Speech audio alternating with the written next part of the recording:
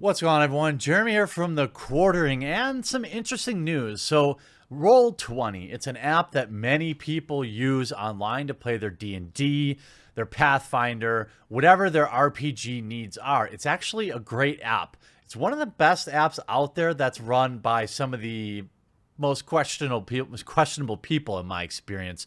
However, the service is used by hundreds of thousands of people, and back in January, they actually had a data breach where their data ended up for sale, and nobody's covering it. At the time in February, there was a lot of coverage, but 2 days ago, I received an email from Roll20, and here's what's interesting. I don't know if it's just not interesting or if people are protecting them, because when you look for Roll20, there's no news about this.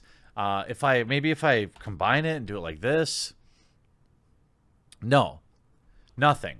Two weeks ago, 13 hours ago, the latest Pathfinder venture, D&D. Okay, but look at this email I just got.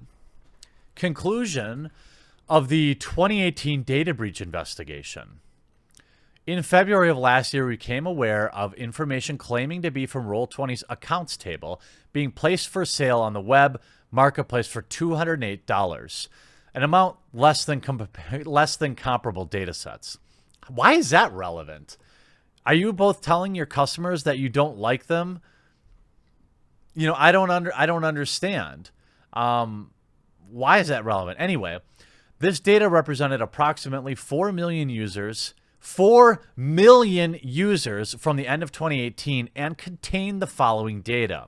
Name, both moniker first and last, your email address, the last 4 digits of your credit card, your most recent IP address, salted passwords, hashes, and Roll20 gaming data. Upon becoming aware of the data sale, our legal team engaged Kroll, who proceeded to review available logs from our cloud environments, email, and other internal company communication methods, as well as actively monitoring further access to these systems. As of this time, the investigation has been concluded.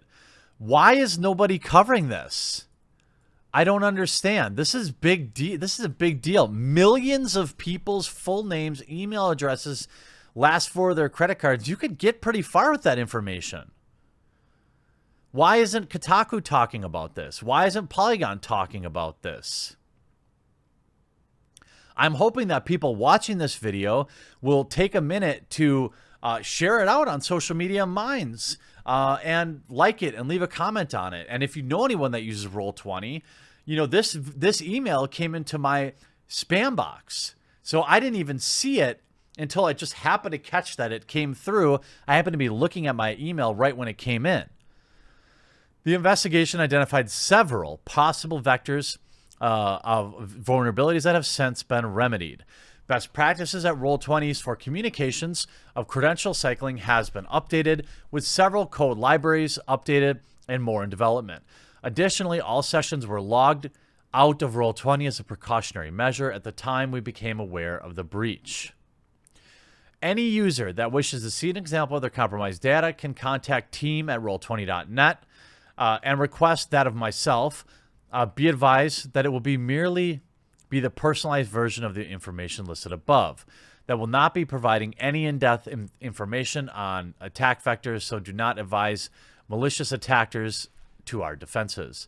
Roll20 would advise users at this time that various data protection companies are making alerts, meaning it's likely that the bad actors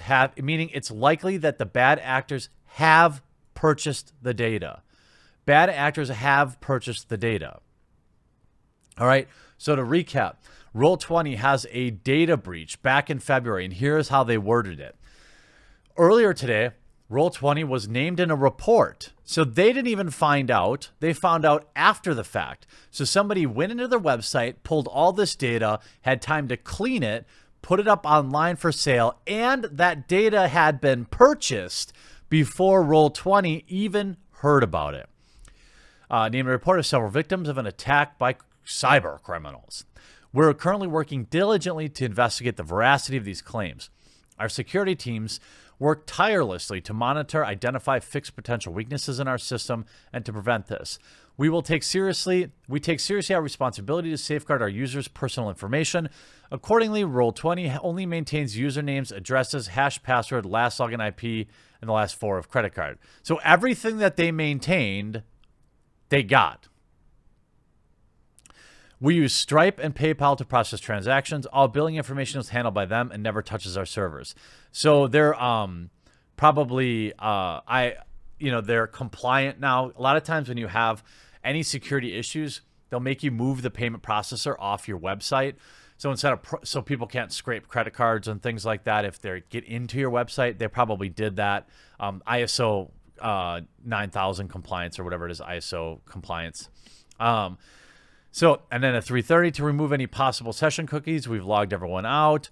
Based on the account numbers from the breach data, we determined that took place on December 26th.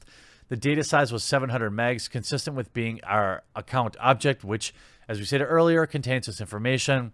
Update, even though there's enough, we want to give an update, even though there is a limited amount that can be offered at this time. We're working with legal and outside security firm to confirm the elements of the breach. Now, it's interesting, though, to me. Look, I think they've probably done the best they can here. And I'm not necessarily I don't want to come down too hard on Roll20 because I've actually had clients who had this happen to their websites and they weren't in the video game industry.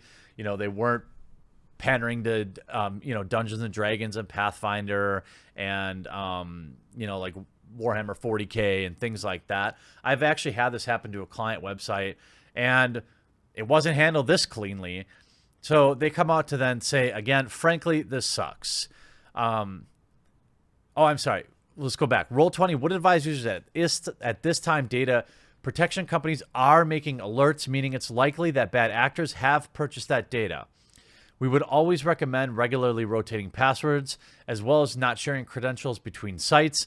Additionally, additional theft resources are available via the FTC. Frankly, this sucks. But from the very beginning, our platform, we were aware that we were an attractive target and have sought to mitigate the amount of data we would hold to lessen the adverse effects of potential breaches. We will continue to build upon these efforts. Yeah. You have a data protection officer on staff, and this still happened.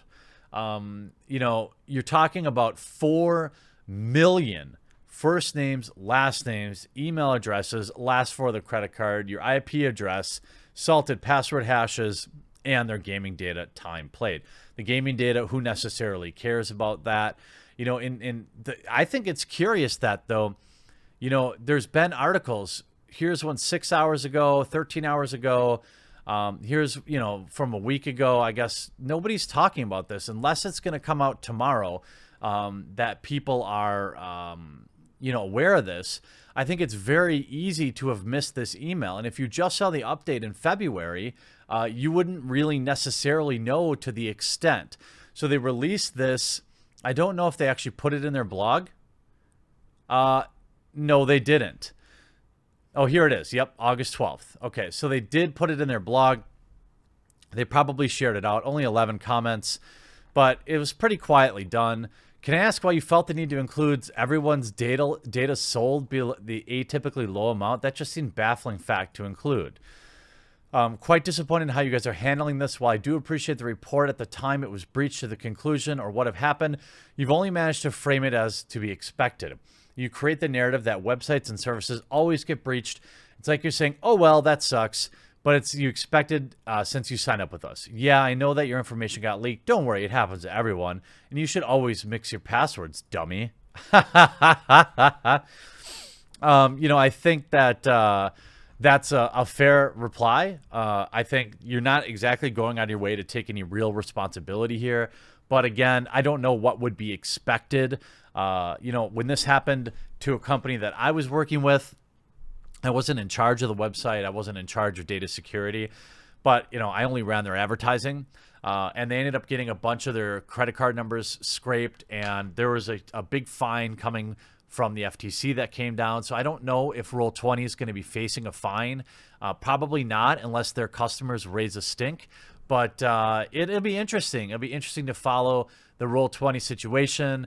I just thought, hey, nobody really covered this. And if you didn't see the email and you don't read the blog, which hardly anybody does, I mean, if you're using Roll20, you just open the app. You aren't reading their blog. You can tell by the fact that this is huge news and the article has a whopping 11 comments.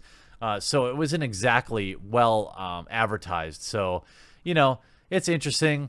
I hope that nothing bad happens with any of these people's data, and they can get back to playing Dungeons and Dragons, Pathfinder, or whatever role-playing game that they want to play using Roll20. And I hope you enjoyed this video. We'll talk to you again real soon.